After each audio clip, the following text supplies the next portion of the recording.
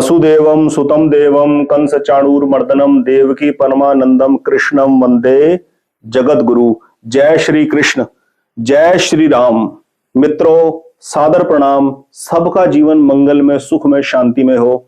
सर्वे भवन्तु सुखिन, ईश्वर से यही प्रार्थना है।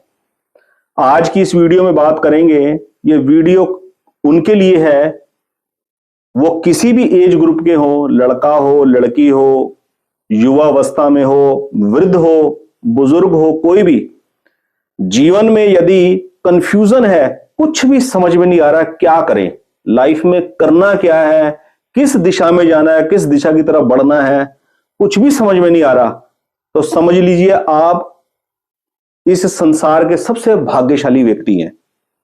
किसी भी प्रकार की कोई इंफीरियरिटी में, कोई डिमोटिवेट होने की जरूरत नहीं है, कोई कंफ्यूज होने की जरूरत नहीं है, कोई घबराने की जरूरत नहीं है। कंफ्यूज से मेरा मतलब है घबराने की जरूरत नहीं है कि दुनिया के कंपैरेटिवली दुनिया तो पता नहीं क्या कुछ कर रही है, भाग रही है, कुछ अचीव कर रही है, मैं कुछ भी अचीव नहीं कर रहा हूं, मुझे कुछ समझ नहीं आ रहा। कुछ समझ में नहीं आ रहा, इसका अर्थ यह है कि जीवन ऊर्जा जो है, जीवन शक्ति जो है, वो एक जगह पर आके केंद्रित हो गई है, एक जगह पर आके रुक गई है। संसार की दौड़ में किसी भी वस्तु, किसी भी व्यक्ति और किसी भी परिस्थिति को पाने के लिए आपने कोई पर्टिकुलर लक्ष्य निर्धारित नहीं किया, और यदि नहीं किया तो ये कोई बहुत बुरी बात नहीं है, कोई डरने वाली बात नहीं है, बड़े रिलैक्स की बात है। आप दुनिया के सबसे भाग्यशाली व्यक्ति है यदि इस सिचुएशन में आप हैं कि मुझे जीवन में कुछ समझ नहीं आ रहा कि मुझे करना क्या है। तो अब ऐसी सिचुएशन में क्या अपॉर्चुनिटी है, क्या गोल्डन अपॉर्चुनिटी है? ये गोल्डन अपॉर्चुनिटी है कि जो जीवन ऊर्जा शरीर में प्रवाहित हो रही है, मन मस्तिष्क में प्रवाहित हो रही है, वो जब संसार के किसी लक्ष्य को पाने के लिए ललायत नहीं है, तो वो पॉज कंडीशन में है, वो रुकी हुई है। उसका सबसे बड़ा फायदा क्या है? अपनी उस ऊर्जा को लगा दो भगवान की तरफ, ईश्वर की तरफ। क्यों? श्रीमद् भगवद गीता के अंदर भगवान कहते हैं, योगक्षेम वहाम्यहम्, तेरा सारा भार मैं वहन करूंगा यदि तू सब कालों में मेरा चिंतन करे। अगर लाइफ में आपको कुछ भी समझ नहीं आ रहा कि मुझे क्या करना है, तो आप केवल और केवल अपनी पूरी की पूरी दारोमदार, पूरा की पूरी डोर भगवान के ऊपर, ईश्वर के ऊपर आप डाल दो, जिसके ऊपर भी आपकी पूर्ण श्रद्धा है, पूर्ण समर्पण है। एक एग्जाम्पल आपको दूंगा अपने देश की महान गायिका लता मंगेशकर जी का। लता मंगेशकर जी अपने एक इंटरव्यू के अंदर कहती हैं, उनसे पूछा यदि एक जन्म आपको और मिले तो आप क्या बनना चाहेंगे? तो लता मंगेशकर जी ने जवाब दिया, वो 92 ईयर की एज में गई इस संसार से विदा होकर, जाने से काफी समय पहले उन्होंने ये इंटरव्यू दिया। उनका जवाब था कि वैसे तो चाहूंगी कि मुझे एक और जन्म न मिले, लेकिन यदि मिला तो मैं ईश्वर से प्रार्थना करूंगी कि मुझे लता मंगेशकर का जीवन तो ना मिले। देखिए, अब आप खुद सोचिए, इस संसार के अंदर क्या चीज उनको नहीं मिली? कौन सा यश, वैभव, मान, प्रतिष्ठा, अपने कार्य के प्रति वो पूर्ण समर्पित थी और कर्म को ऐसा पूजा बनाकर उन्होंने पेश किया सबके सामने उदाहरण देके कि वो मिसाल थी, मिसाल गायिका के अंदर, गायन कला के अंदर।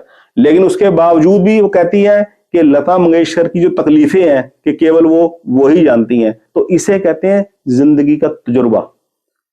इस बात से, उनके इस इंटरव्यू से क्या सीखने को मिलता है? सीखने को यह मिलता है कि जिस चीज को हम लक्ष्य बनाते हैं, यदि हम उस लक्ष्य को पा भी लें, उसको हासिल भी कर लें, तो यह कोई पक्का नहीं है कि जीवन में हम सुखी होंगे, हम आनंदित होंगे। इसकी कोई गारंटी नहीं है। यह सबसे बड़ा उदाहरण हमारे को सुनने को मिलता है उनके इंटरव्यू से। ऐसी मैं एक दिन रील देख रहा था, एक रील मेरी आगे से गुजरी किसी मोटिवेशन स्पीकर की, वो एग्जांपल दे रहा है बिल गेट्स का। बिल गेट्स कहते हैं, यदि आपको एक दिन के लिए खुशी मनानी है तो आप मनचाहा खाना खा लीजिए। अगर आपको एक हफ्ते के लिए खुश होना है तो आप वेकेशन पे चले जाइए। यदि आपको कुछ सालों की खुशी चाहिए तो आप शादी कर लीजिए। और यदि आपको पूरे आजीवन खुश रहना है तो आप अपने काम से प्यार कीजिए। तो अब तो चलिए दोनों एग्जाम्पल की हमने बात की, बिल गेट्स के भी और लता मंगेशकर जी के एग्जाम्पल की भी। लता मंगेशकर जी का जो इंटरव्यू है उसके एग्जाम्पल से हमें क्या जीवन की गहराई मिलती है, हमें यह जीवन की गहराई समझने को मिलती है कि जीवन में यश, वैभव, धन, दौलत, सुख, सुविधाएं, जितना कुछ हम चाहते हैं वो सब मिल जाए, जो जीवन का लक्ष्य हमने निर्धारित किया वो भी हम अचीव कर ले, उससे भी डबल का अचीव कर ले, तब भी इस बात की गारंटी नहीं है इस संसार में कि हम पूर्णतः तृप्त होंगे, हम पूर्णतः आनंदित होंगे। ये सीखने को मिलता है। लेकिन इसका मतलब ये नहीं है कि हम नेगेटिव एटीट्यूड बनाकर किसी चीज को पाने का अपना जो डिटर्मिनेशन है उसको लूज कर दे। वो मेरे कहने का मतलब वो नहीं है। जीवन में हर चीज हमें पानी है, जॉब भी करनी है, बिजनेस भी हमें करना है, पैसा भी हमें कमाना है, उनसे सुख सुविधाएं भी अर्जित करनी है, अपने लिए भी करनी है, दूसरों को भी प्रोवाइड करनी है, और इस लायक बनना है कि समाज में भी उसकी हम लोग डिस्ट्रीब्यूशन कर सके, असहायों की भी मदद कर सके। लेकिन इसके बीच में एक जो अटेंटिवनेस है, जो बोध का जो दिया है, जो बोध का एक बिंदु है, वो सदा जागृत रहे, ये कहने का मतलब है। तो मेन क्रक्स इस वीडियो में जो मैं आपको समझाना चाहता हूं उसके ऊपर आते हैं। यदि इस बात को लेकर अगर आपने किसी ज्योतिषी से बात कर ली ना, किसी एस्ट्रोलॉजर से बात कर ली कि मुझे जीवन में समझ ही कुछ नहीं आता कि मुझे करना क्या है, मुझे किस डायरेक्शन में जाना है, तो इस बात को ज्योतिषी, एस्ट्रोलॉजर राहु से लिंक कर देगा। और राहु से लिंक करते ही ना पहली वर्डिंग होगी कि आपका ना राहु ठीक नहीं, आपका राहु खराब है, राहु एक्टिव हो रखा है, बस। और उसके बाद आपका पूरा हॉरोस्कोप डिसॉल्व हो जाएगा।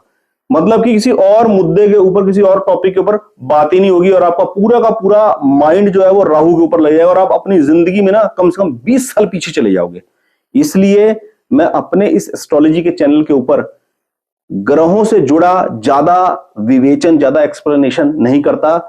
जीवन से जुड़ी बातों को ज्यादा उजागर करके बात करने का प्रयत्न करता हूं, ताकि हम सब मिलकर अपने लाइफ के अंदर ग्रो कर सके। तो अगर लाइफ में किसी की भी ये सिचुएशन है, चाहे उसका कुछ भी एज ग्रुप है, 16 साल का बच्चा है, 18 साल का, 20, 22, 25, 30 साल, 35 साल, 40 साल के जीवन में कुछ भी समझ में नहीं आ रहा कि मैं क्या करूं क्या ना करूं, पूर्णतया आत्मसमर्पण कर दो भगवान को। भगवान के जिस भी रूप को, जिस भी नाम को, जिस भी रूप को आप भगवान मानते हो, सर्वस्व मानते हो, पूर्णतः उसके ऊपर समर्पित हो जाओ और वहां से मार्गदर्शन मांगो। नौकरी चाहिए तो, रिलेशनशिप को बेहतर बनाना है तो, किसी भी काम को सही। अपनी बात को फिर आगे बढ़ाता हूं। तो जीवन में